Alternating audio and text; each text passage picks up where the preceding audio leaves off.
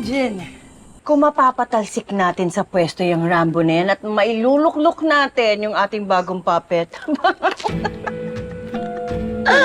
Hindi lang ito ang makukubra natin. Pwede ko naman agad trabahuin yan.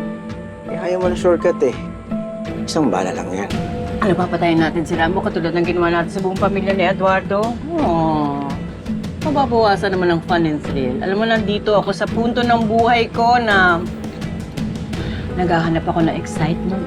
The longer the agony, the better. Eh bakit kasi hindi pa natin tuluyang wasakin ang support system ng putpit na yan para tuluyan na siya mag-isa? Darating tayo dyan. But first things first, kailangan mailagay muna natin siya sa alanganing sitwasyon. And then, tipong marirealize niya na, teka, parang nasa maling mundo yata ako. Tapos magpapatong-patong na yun. Siya na mismo ang susuko. Di ba?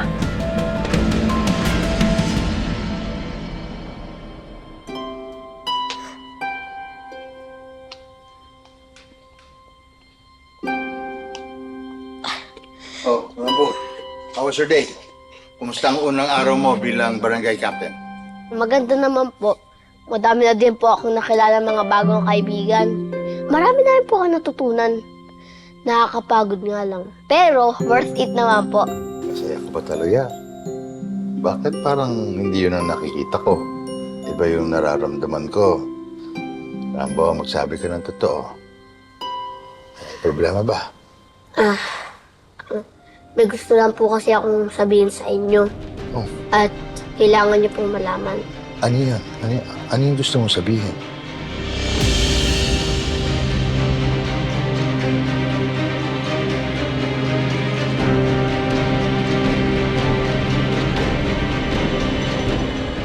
Yung mga sinasabi ko sa'yo, yan ang paniniwalaan ng lolo mo. Kaya oras na malaman niya na nakikipagkita ka sa kaaway niya, eh baka mawala tiwala niya sa'yo. Bakit? Yun naman yung gusto mo, di ba? Na ikaw ang bida sa lolo ko. Hindi sa ganun, Oliver. Ayoko lang na masira ang relasyon ninyong dalawa ni Sir Mayor. Kasi ayokong maging malungkot na naman si Sir Mayor. Ano bang gusto mong sabihin? Ano yung dapat kong malaman? Gusto ko pong malaman niyo na sobra po ako nagpapasalamat kasi nakita niyo po ang galing ko para maging isang leader. Hindi naman po ako perpekto, pero gagawin ko po ang lahat para maging proud po kayo sa akin.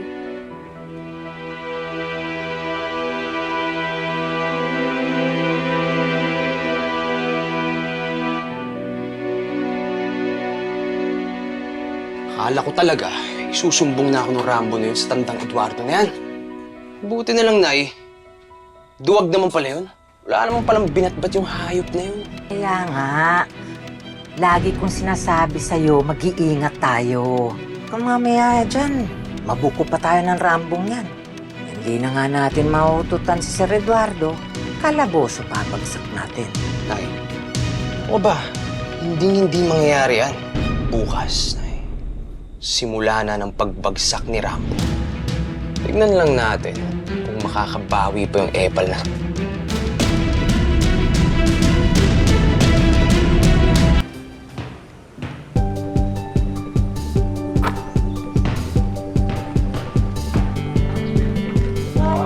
Wala nga akong practice.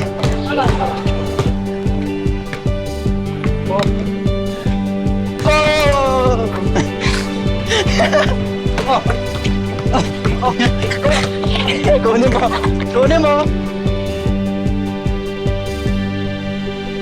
Akin na! Oh! Oh! Magaling ka na! Siyempre, nagpa-practice ako palagi. O, saan na pala si Kuya Rambo? Nagsimula na ba siyang hanapin yung totoo niyang pamilya? Hindi ko pa sure eh. Hindi pa siguro. Sobrang busy niya sa barangay. Sabagay. Hirap na naman magpatakbo ng barangay, no?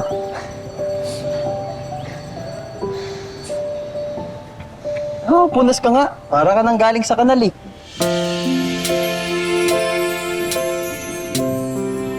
Ba? Grabe naman to. May kanala pa talaga ako. Paboy? Ano ba? Para naman... Paamoy nga, di ba, tsura? Pero alam mo, Riley, kahit pawis ka, maganda ka pa rin. Sus, mabawi ka pa. Bakit ba lagi mong binababa sarili mo? Hey, you're pretty, you're sweet, you're charming. Ang pinaka-importante sa lahat, you're kind. Alam mo, sure ako marami nagkakagusto sa'yo mga lalaki.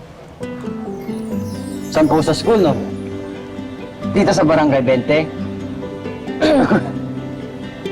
Paano mo naman nalaman?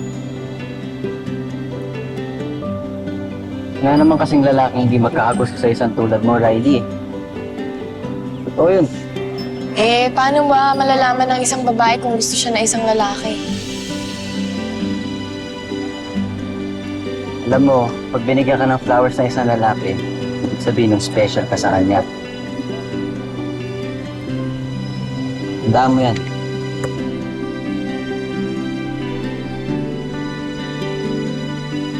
Maraming salamat sa inyong lahat dahil pumayag kayo na dito natin isagawa sa Big Tammy's ang first ever core group meeting natin. Kaprambo, balita ko, dati ka nagtrabaho dito. Ah, yes, kagawad. Dito ang humble beginnings ko.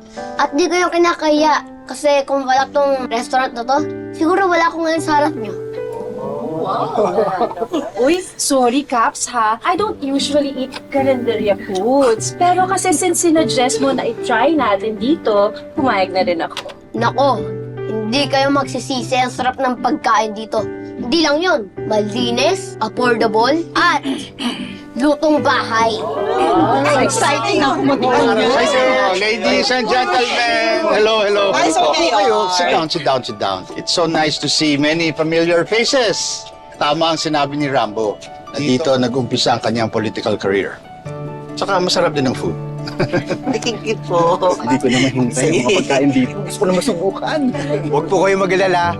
Maya-maya po, ihahanda na po namin yung mga bestsellers namin. Nako, sigurado po kayo magugustuhan nyo yung pagkain namin dito. Pero Mayor, ano pong ginagawa niyo dito?